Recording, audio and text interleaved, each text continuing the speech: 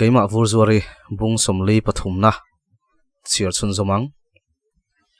akimichu khoyang he omang ibula ome mokatia tin ka changle chani chuan omnang tuna khana ho chia tin anuya imol kanmang anglu tukalom tin ka chang hal chani chuan kanin kom tuile thuta a phone battery shutdown boxia iphone charger kan nei lova tin min changa a omem ka ti khan om ti ve mai ta che tin ka vin hluka o om to miau hleinem ni chin khana ho chilom anuna ron kola tin nui hak hak chung chon min changa nungha ki po chu chanchin min ron shile turalom mole tin ka phun nung nunga chani chuan o a tha ho to kamudon karle chon min ron thla ve kang cheu a tia o kalo ngai to don ya tin ka chang bung deuh muka kentifaya ruma chon ka luta ka pi chu lo mu hil sek seka ka en vong vonga kaima wanga torna le a thorim na zong zong te ka ngai tua kamitui alo hnai le ngot to isaka hi in nei te hi soi vezia achang chuan keipoin ka ngai tua tho boka chuti rol chuan kapi kalsana han chu chu kain thiam thailo ma se isaka soyangin tuna chuan boile kanu nom towa pasal nei don po nila a mangot ai chuan anga mom ve deuh tolom kapi chu ka kwa luna kanau panlaya kapi ban khamchunga kamuthil thin lai te kamuthil theina na thon thu min shil thin lai zong zong te chu ka ngai tua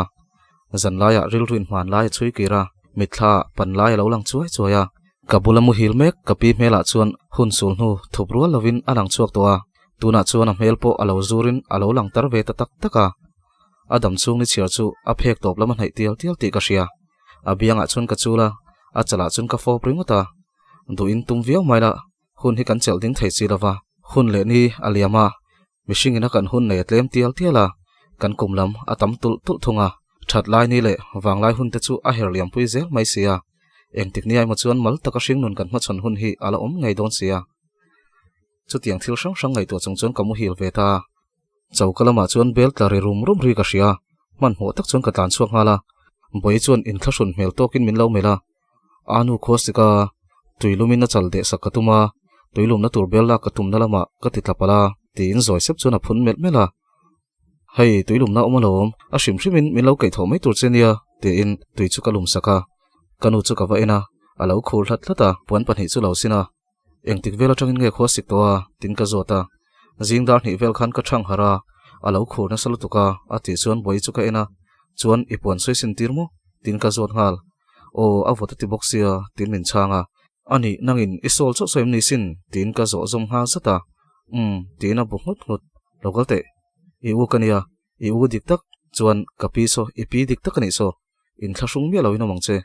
jing lam phei chu vo to te lul nen tin ka hawa lova thuro thingpui ka lo sia mangche tin ges lam chu ka pana thingpui chu ka chuang hala kan tui chuan chu sawa puan nem le tuilum chu keng phain boi chuan kanu pang chu de saka na chok na chu ka wala na chok na chu ka nei tir boka kanu chuan iwa tho ma ve keima wang ni chuan ngai to ka ngai lo nia nimin kan ron hona a khulu tuka ka hritlang khosik mai mai niang ti in theile theilo chon min ron bia nangma wangani lo ka tho ma thin shim shim alom kha boi thingpui in ro chuan a me vel chu fri cha so na mo e du le ven lak mai ro khi ni chuak trep to thawa pona kan han chuak chole lo kange ka ti thin dan ve reng ania tin ka chuak chawa kan di thli far fe ma chuan dai farkal kala boru ka vot ver mai jing dang ang bokin ka taksa soi zoin ka han zuang vela boi chu ron chuaka u ti khan jing tin thin tak tak em ni tin min zota ti thine jing tin hian kom sakpa nen khian helai kong puile 12 vela hian exercise kan la thina lo ani poron thau chuak trep tong tin ka changa boi chu kong puya chuna ron chuak chho veya kanu chu nge ana a zia dewem tin ka zot ngal zia lu tuk to ti pa chuan kabul thut na chuna ron thu veya rei eklang lama tanga ni ron chuak ron eng suar suar chu thlira thing na te chu a chun no chika high school tlang le ngo te chu classic ni chuan ati moi le to kher mai boi chuan a thlir do dawa a moi tiam tin ka zota moi lu tuk ti pa chuan abu hawa thanglam ko en la tin tlak lam chu ka en tira kan thlanglok zo chorom chu riau chu mina bo war chu ka boi chuan wow ocean of clouds ani ringot tina phun sepa nie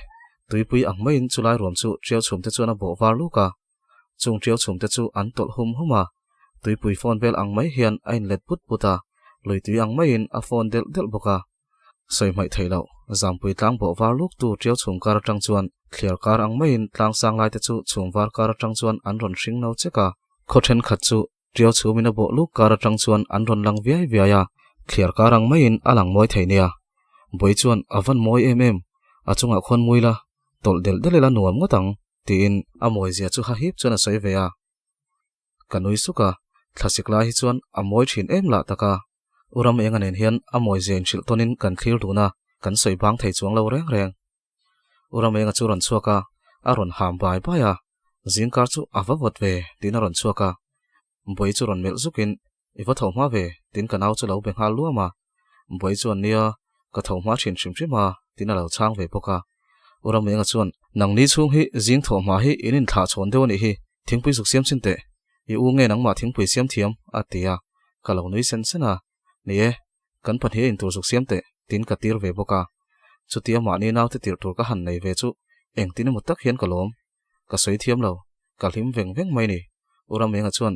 in ron om to don sia eu sang zoli in ron ti that chevek don ani hi i u sei zong hi oi mi su alo ti le kher boi chu nui sena in lam pan chuna chuka ama zok hi a thingpui lam na zong hi pe mi song che chin to ka nei lo tin ka lo chang ve boka boi chu ron nui sukin in chunga chuna luta uram enga chu voina ngai ti don tin ka zota ipin strict talk in min mel lenga min vil le chutanga a thlona min chhor chung po hian aila in lam hi min pe che thai si a te zui kher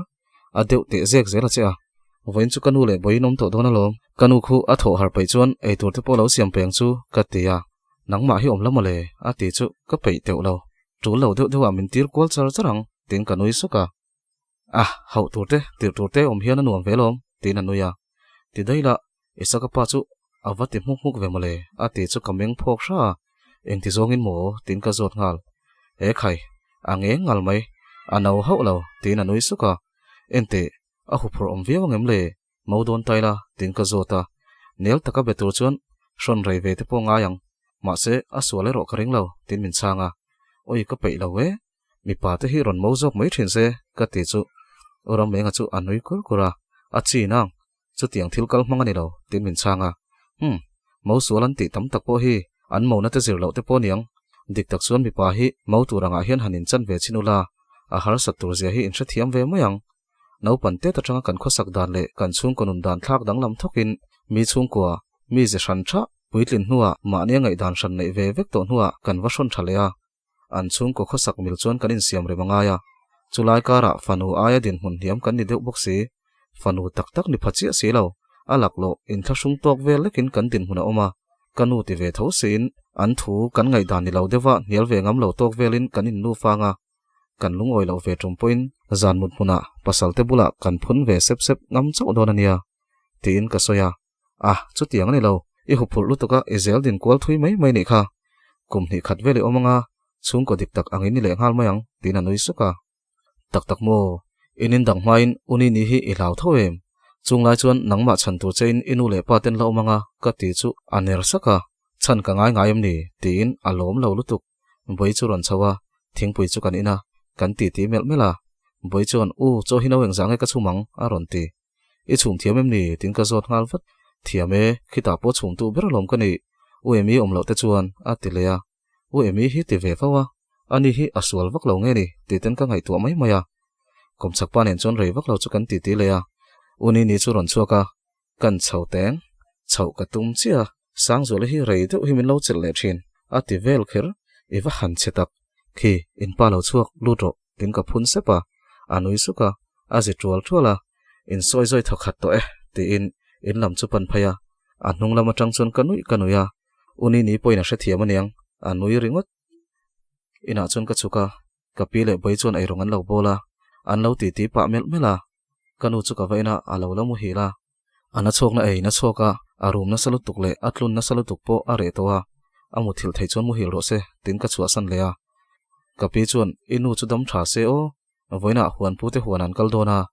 inu fain ka hroi chak cheu male a ti chuara boi chuan ka kal ve cha ka sin adam han mai thei ati ro chuan ela kal don chau I pai lo chung point ipi khan school in chol huna hruai chela tum mayang ka tia ka pi nen chuan an nui dun hak haka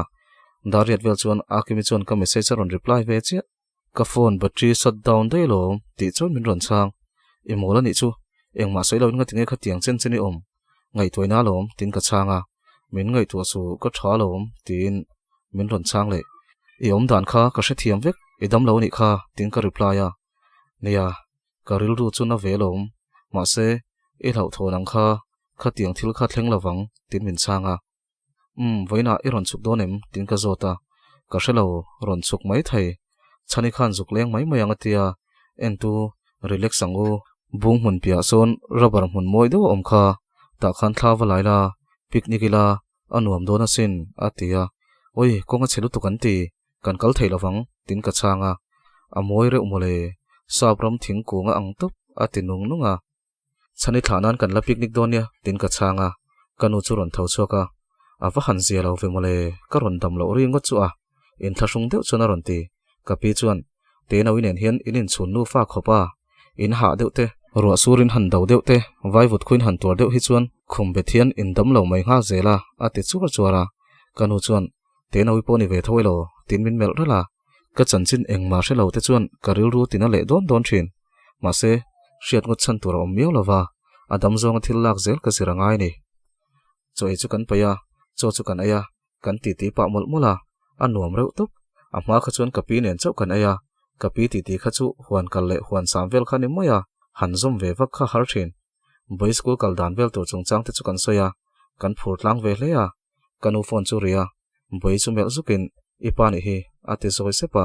kanu chu khama akuta sil ngal mol mola kanu chuan phone chu changin kan ron ho to don lo tina chang hoka angoi zui wangwanga choila ni mai lo in then len thei dan zong mizo dan ba ka vai dan po mang ro ka ron ho to don lo ni tok mai atiram maka ani poron ho lawang ifanu te khan ka en kol dana khan lom lo nan nei ni chuan sei ro se kha ai tha kha chuan tu manan fa dik tak pon en kol bik lawang lom nan mu reng lo mai adik tak chuan emi po boi ai main ka duata ka du saka tina ang hlak hlaka karon lang lo phi chung su ati muka phone chu off maka ka pi chuan boi pa em ni tina lo zot vat ni arui le to ni kha bungro ron la ro te ti ni kha tina phun sapa a mela chuan thin rim na le huat na mu thai kha chen ka do to a tuna chuan ka ho to don lo boi wang hen ka tur ram zera tuna chuan boi polian to a ho ka tum to lo ti in zoi te chuan a phun sep sepa ka pi chuan in du phot chuan hetain rengang in inani hi chuti me ma han sual mai chu rala tang pola in vau ram mai tina lung oi lo chu a ang ve hlak hlaka kan bo ro chuan kan choi tui lai po ati top deuh thuta kai po chu ka kham ve ngala ka pi le boi chuan chon la ya ka pi chuan ani emi kha enge chanchin ni ve ta reng tina zota kanu chuan ti khan zela lu tani kha emi kha chu chung kwa ngai tua sual ro wa zia kaima min ngai thei vak lo ti lawa chuan chung kwa chuan an za berani ai zong tu berani boka boi phai hi chu aduat lutuk athil thar nei ve te po au emi ti sak vek zelania kai poin emi chu ka duat renga ma se anu din hun ka lu lan anga tlat hian atina thinin ka ria rui ve zo ching bok sia chu tiang chang chuan a hreu mani mai kai po hi a unaw dang te ngai to chon min duat tak hin rengot ma se kha tum lo dewin a peng sol palta kha thil khania tun haya kan boina in tran le na berpo emi han om lo tur kha anei zong tu berani bok nen khi ram huai te pa fa khi anril ru na ni ber mai kaima chu min ti ron ta thina ifanu wangin kan chiat pha vek ti zongin min paya ti na soi siama kapi le boi chuan ai khama chet ka tum chu boi chuan khoi keiman kalau tiang atia kapi chuan min ron mel zukin kalau nui saka nuama wa han ti don tak aron ti kher ka ti em lawa tin kanuya boi chuan enga tinge alo ti ha kapi chuan rang ze thian iu ka soi sel tam na ber chumo choi kham ve le hian thleng sil phot hi tum ngai lo a phone a khoi phota tv te hi en pe mi si lo hian an chua le ringota thon thu te hi ngai thale te a tin boi chu hril mol mola kanu chu lo nui ve suk suka keiman ka sil zel tholom thleng hawan tlan bo don po ni hleilo kapi kan hin na ber chu ati tut zel hi niamo reilo te han nga luk po hi theilo ama hian lo tia kawati sak le nge zel tin ka chang ve thunga kan chung kwa chu kan nui ve dar dara kapi soyang tak tak chuan TV chu ka chhuale phota YouTube pa chun zai ka playa ka zai pui ra ta dar somari hnaya uram menga chu ron chuka a hriat phak ngei tur chuan pi ka phai tiang uram menga ron chuk main ka ti lai tak chuan a ron lut phai mai la ve khoi na than ma a ron ti kha khania kaning tlatalom tin ka lo nuya vat chero nilengin kanin mudon lo nia atia khoi kan lo siamang che ti pa chon thingpui chu ka siama kom chaka chon kara ron tinga angai lo ka timol mo sia tin ka phun se pa huan pu chu ron chuk thla I man toim a ron ti o man ani mai min ron throi khara ngai lo ka ti kha tin lai deuh chon ka lo changa uram menga chuan kal mai te I mel zong a khan nuami ti hriat ve ka lom tin min lo chang mel zong ti turin mel pakhat thadeu ba ka nei lo nangma zo khan mel chui nei chau mel tin lei chua khum zawin ka ti parata kapi chuan huan pu huana chuan in kaldon em ti in a lo zot ngal o kaldon kapate ho pon in pei vek to ma se hei kan vur zori hian min ron hroi ro ti thlata a ti taw le na sadon sia ka ron hroi hram ani hi a ti chu a dara chung ka chum popa do du chu khoi kalang tin kanui sen sena dik tak chung kalom lo kalangai lo ti mai la a lo kal chuan eng tin mo tak hian hlim na min siama amak lutuk mai chia hi kan lom na le kan hlim na te hi a lo ho thei tu ka bung ro chu ka ak chuak le a kara chuan lutin kalila ati supa kara chuan zaya playa a music aron richia huan pu chu ka mel rala kanui sen sena lalian moi pa chuak zai ngai mai chu a playa vel khera che ka ti zoi sepa kom san hlan che kain tleina hlania ka music du zong po ekianga kom hnu chuan a in thlak vek to ni hi ti in zoi te chuan a zai pui ve nge ya min tu arem thuai se ti chu playa a sak puya zoi te zai pui pa chuan min ron mel le zeu thina a hla thu chu uluk tak angai thla tur chuan min tia ka hria ka ngai thlangun lutuk tin kalo chang vata nia engai thlangunang chuan hei hi ka som na thla che o tin anuya o eng chen nge lunglen ma tin kalo tuarang ti lai chang sak lai phei chuan min ron mel uluk lutuk ininum kongen ro ka du pa hi min chu pui don tlat tin kanuya mi pa ka thik lo chuna ni hi I du lutuka ka thik to lo tin anuya bazar chu kan thlenga ani ka han chawang zana ka ron lengang huana chon kan rei ve deuh mai thei ti pa chon kar chu tinunga urwati ten in son ma in thlana ni mai an tia azomi te ho nen an ron kal ve dona choi khom pain kan kal don ani chu a tia tin kaner saka karon kal man lawangi ti ni kha a ti ngal man lo reng ka ti muka amak a ti taw le don tin a kar ti nun to chu a off le phota taw le kal ro ka tia tawani kha tin kar atang chona ron choka ka ti taw la tin dor bung ro vel chu ka rem phela heng te hi rem fel rengangai kaning tin ka rem fel sok soka amak thin khoi kalorem piang che tin a ron luta atolo kal ro ipa ten an hak to che tin ka chang bung deuh muka ani chon min hak thailom thin rim ma se ka hlau lawa ati rol chuan ani kai min hlau em ni ka tia o hlawe iti tho chuan unconscious biak chu hria ma se chang pai lawang chi khani leng ti ka hlau tin anuya chu tiang in ka ngai lo bok tin ka nui ve to pa tak taka han kal ru dara kha lo thin rim le tawng mo songkim ivarai ve engeti atilyang tin apa ti dan ka zir chu khatin pa te fiam thu thon an hmang so tin anui saka ani kan han chawange atia atlan chho zui ngala kain hona tanga rei lo te a chuan chani chu ron thleng thla thuaya akimi nen in ron kal doni mokatia tin akimi chanchin chu kalo zot wata nei zanan mol lutuka wang chun ka haw hrep boka chani chuan oi kan ti tui lutuka kan lo ngai to lo reng sana en na chang po kan lo hrel hei nem tin anui maya na zir tir tu velai si hi sana kheranga em ni in bul velami zong te an re duk dana po in hre mai lo em ni tin kan hial le ngal nang ni po enga ngin ngai tu awak nula lutuk to kan ni hi nula satlia po ni lo ma na lo nula to nula kal masa NUP kan ni hi atia ate waka engti na nge NUP chu tin ka zot ngal o nula senior inti to pa ya nula upapol ti na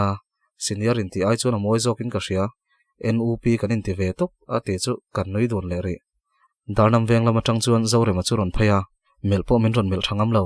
kai po chun ka be pei lo sa hrim boka kan dora kal tlang tur chu chani chuna lo aw wata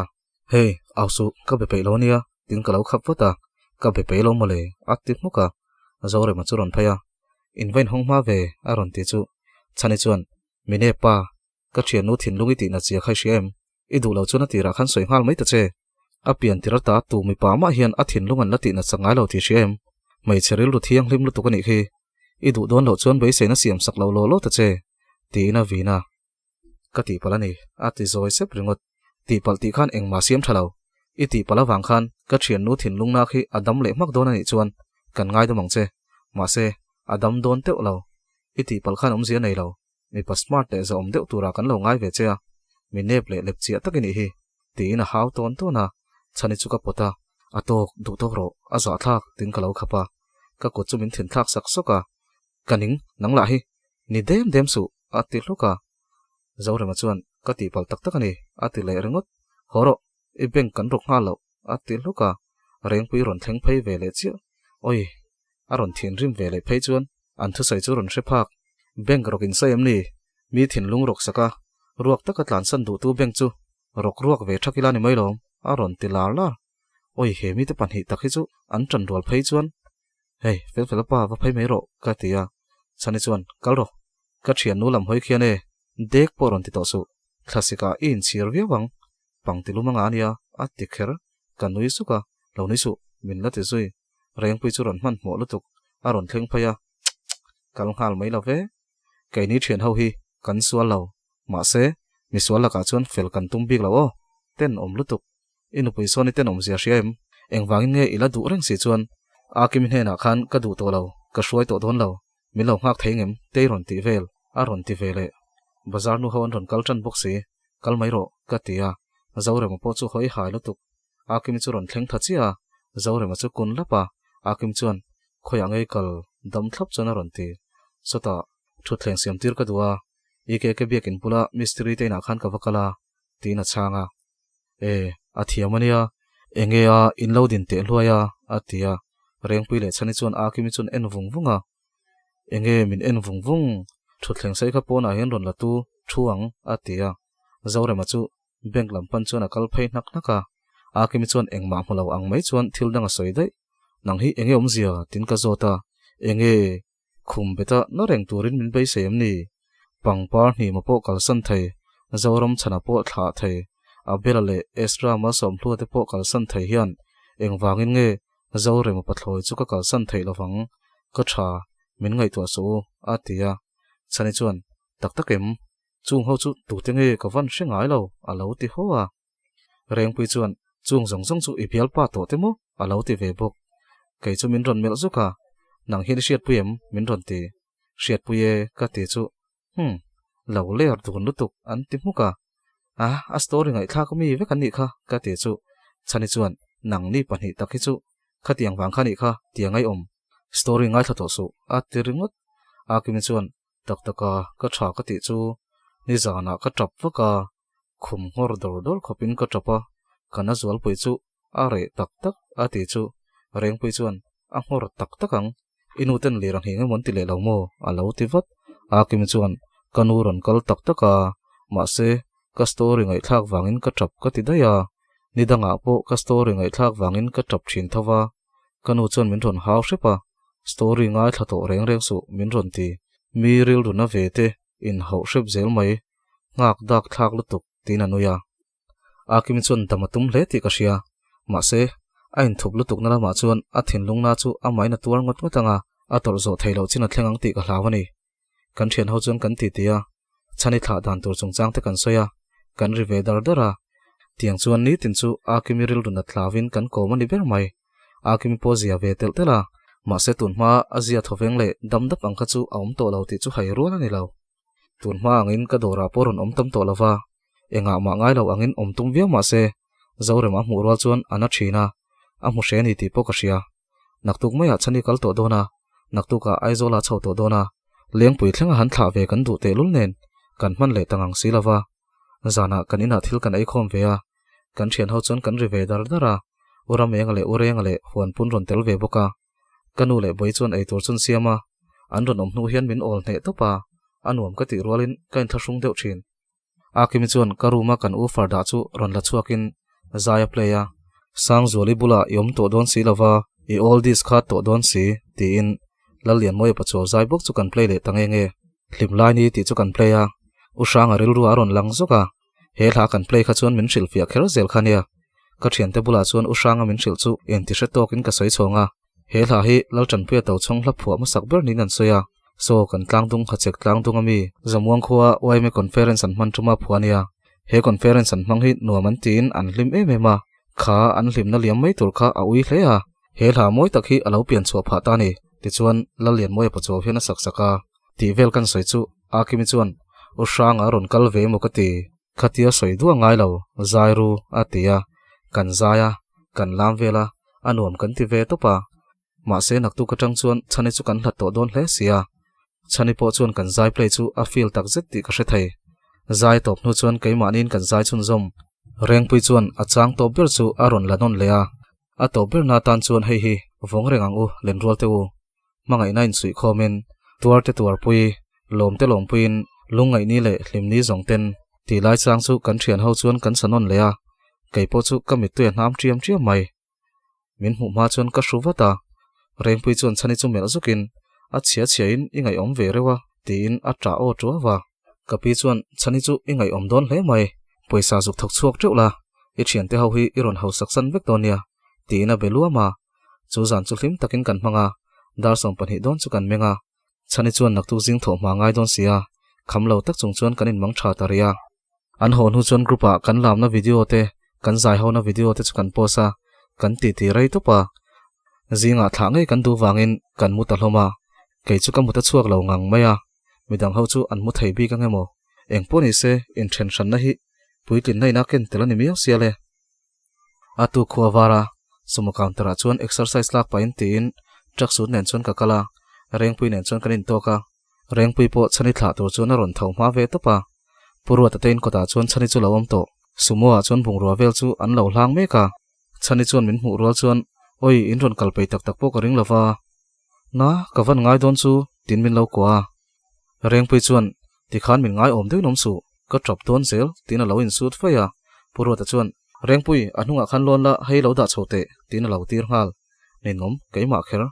tin nung nung chung chuan a phaya in chuak to don ami tin ka zot ngala hei bung hun kho jin ve tur oma kan ngak meka ani chu ron thlen chuan kan kal thei chu ni mai tin min changa passenger ngai tin ka zot le marve waiting seta min lo ngak don boka kan full lo deu ni mai ti pa chuan bungrua chu ton thamol mula chani chuan kei chu ka kal lo le dei mai don ni moni a ti zuai reya ininom thlai chom zo vek phur mel deuin kal ro ka tia ininom min ngai lo bik a ti muk lo bik lamani lo I kal tho tho ngai hri mel deu om chuan karil ruai om reng don ka pei lo lok tin ka changa a hrim hrimin lal ruat ki mi hi ron kala tum loi moni le tum deuh bar chung chuan a tia a thau man lo le pe ka niang chu mole tin ka changa dil peng lama tang chuan trak suit nen sneakers nen a ron tlan phaya mineral water bottle a ron keng boka ka thau malu tuka ka tlan ngal phota a ron ti chu mak kan ti lutuk kan en deuh ho a kim chuan enge min en ho zingkara cheloin hungai lo em ni ka chelo tul tul don a ti supa rengpui chuan pathloi effect a lo ti lai man a kim chuan I chefe ka ni chu oi ka ngai don che I lo ho le hun chuan thil tha tok min lo khonang che a ti ngal mol mol oi ti dai la kai chu Singapore ka kalchak chan chu an nei tur mol khu a tui don a ti ngal ei tur bokaron seile ta in dai don ni motia tin kanuya a kim chu nui suka rengpui chuan ti hian sumoi ni tlang don em ni a lo ti zo a kim chuan rang se thian korte to Singapore sumo in mo iti om ang lo a lo ti ve ngal passenger ho chun lo nuya rengpui chuan za mel tokin alwat kim ka peng ang che ngal via su aizoli tlang ngal don em ni ka ti na ni kha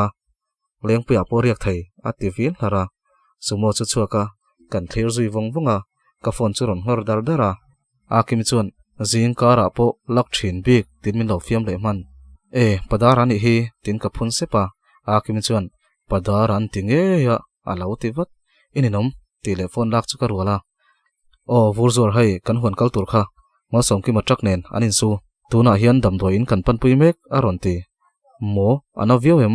ama chu harem tin ka zot ngal vat tuna tak chuan ala har thei ri lo ka da ti in a phone chu da ngala ole khati zung khani le sela ngai thatu zong zong te chunga kaloma min lo like ka min lo comment saka hype min lo pek sak le theu turin ka som cheu ni kha OST ka du inti kha in ka tong hi to pe na pe ka ti lui mi lo ni tiang hi mo ti lui san tur pakhat maum lo a ti lui po min te chuang lo wa min lo ti takin ka ti ni chu eng lo kha a hla hi ka ngai thadu ti kha a karon da to kha a hla kha chuanin an ron sak pai chuang kha mo ma se AI khani ve miawa lam thiam lawa engtinge ti khanin a hla te po kha lo ngai tharu moi lut tuk tra pui zoi na tham in hlan na tham I a hlan ngai thak lai khan in na te khalo dom ula dam puyan tam te mai ni ole engpon se thank you very nice good nice chuan chuna ngai thla chau thin te zinga ngai thla chau thin te khain omti ka ria chuwang chuan zinga ngai thla thin te tan good mornings chuan chuna ngai thla thin te tan enge kan tiang ka english thiam zo ni man nuam u ni bai engpon se thank you very nice zana da tur ni wangin good nice in kharang